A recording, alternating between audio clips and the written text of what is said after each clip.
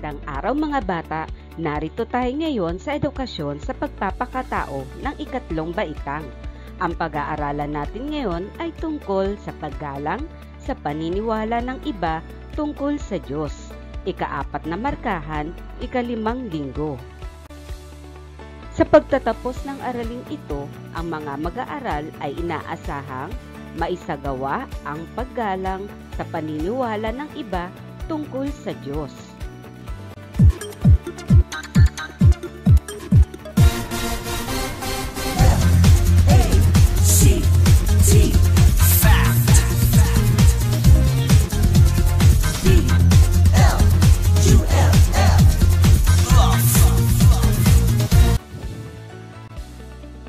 Bago tayo tumungo sa ating aralin, magbalik-aral muna tayo. Piliin ang fact kung tama at bluff naman kung hindi. Bilang 1, pinagtatawanan ang batang nagbabasa ng Quran. Ang tamang sagot ay bluff. Bilang 2, maayos na makikipag-usap sa iba kahit iba ang kanilang paniniwala. Ang tamang sagot ay fact.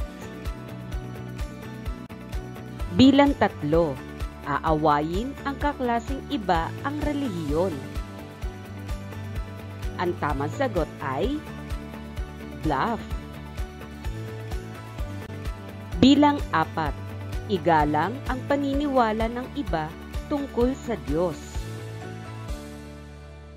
Ang tamang sagot ay fact. Bilang 5, huwag husgahan ang paraan ng pagsamba ng iba sa Diyos. Ang tamang sagot ay fact. Mahusay mga bata.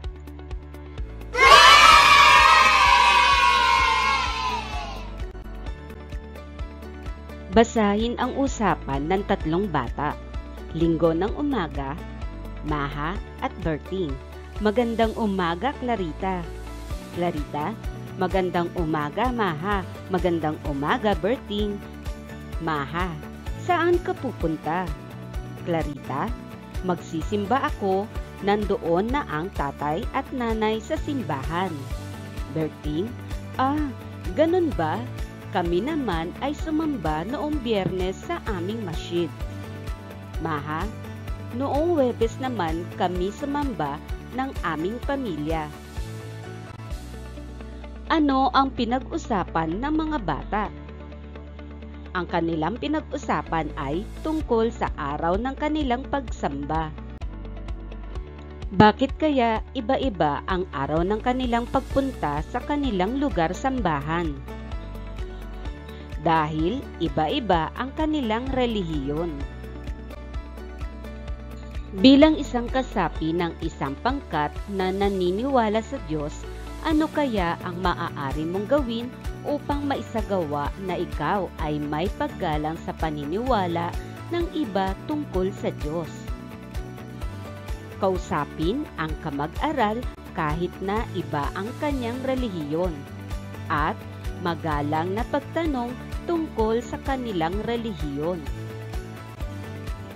Basahin ang sitwasyon, iguhit ang parihaba kung naisasagawa ang paggalang sa paniniwala ng iba sa Diyos at biluhaba naman kung hindi.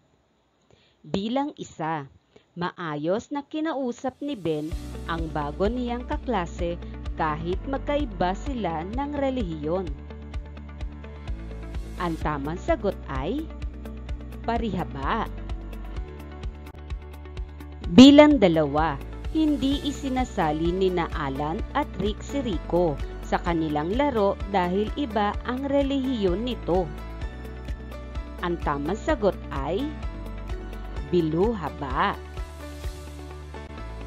Bilang 3, magalang na tinatanong ni Rika si Gina tungkol sa kanilang paraan ng pagsamba.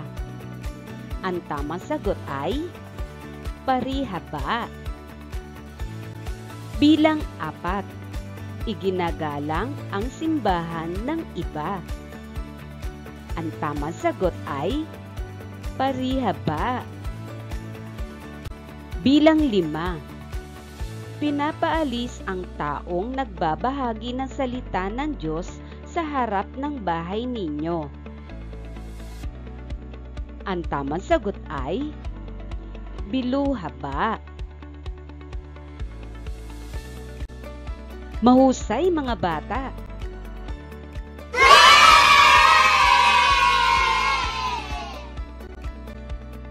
Gawain 2. Basahin ang mga pangungusap, piliin at ikahon ang wastong salita na angkop sa pahayag. Bilang 1, dapat nating igalang, pagtawanan ang paniniwala ng iba sa Diyos. Ang tamang sagot ay igalang. Bilang 2, ang bawat isa ay malayang, hindi malaya, sundin ang kanyang sariling paniniwala sa Diyos. Ang tamang sagot ay malayang. Bilang 3, sa pamamagitan ng pakikipagtalo, pag-unawa sa iba sa kanilang paniniwalang panrelihiyon, tayo ay mamumuhay ng mapayapa. Ang tamang sagot ay pag-unawa. Bilang 4, tayo ay dapat makipaglaban, magkaisa upang makamit natin ang papuri ng Diyos. Ang tamang sagot ay magkaisa. Bilang 5, bilang isang bata, mahalagang irespeto, pakialaman mo ang paniniwala ng iba sa Diyos. Ang tamang sagot ay irespeto. Mahusay mga bata!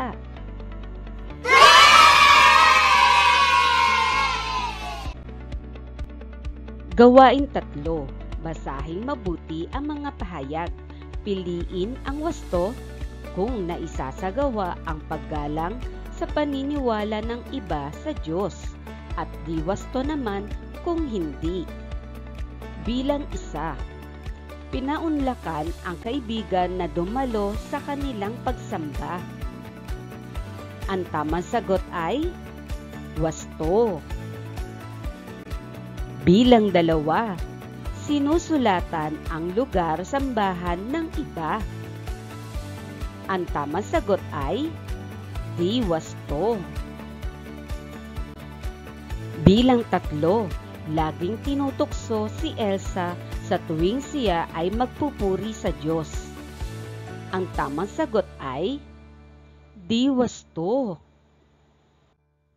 Bilang 4, bukas ang isipan sa paniniwala ng iba. Ang tamang sagot ay wasto. Bilang 5, tanggap ang paraan ng pagsamba ng mga kaibigan. Ang tamang sagot ay wasto. Mahusay mga bata!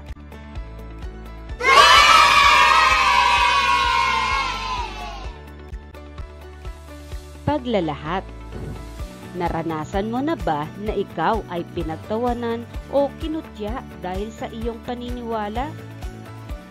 Ano ang iyong naramdaman? May pagkakataon din ba na napagtawanan mo ang iba dahil sa kanilang paniniwala? Ano sa palagay mo ang kanilang naramdaman? Paano mo maisagawa ang paggalang sa paniniwala ng iba? Maaari ninyong sagutin ang mga ito sa inyong kwaderno. Mayroon kayong 1 minuto para ito ay gawin.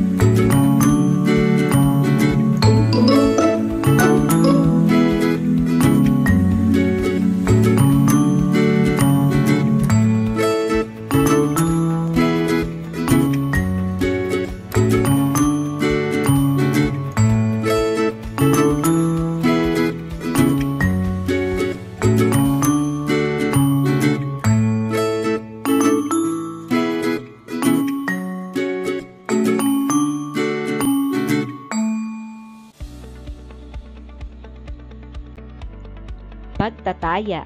Tukuyin ang mga sumusunod na pangungusap o pahayag kung ito'y tama o mali.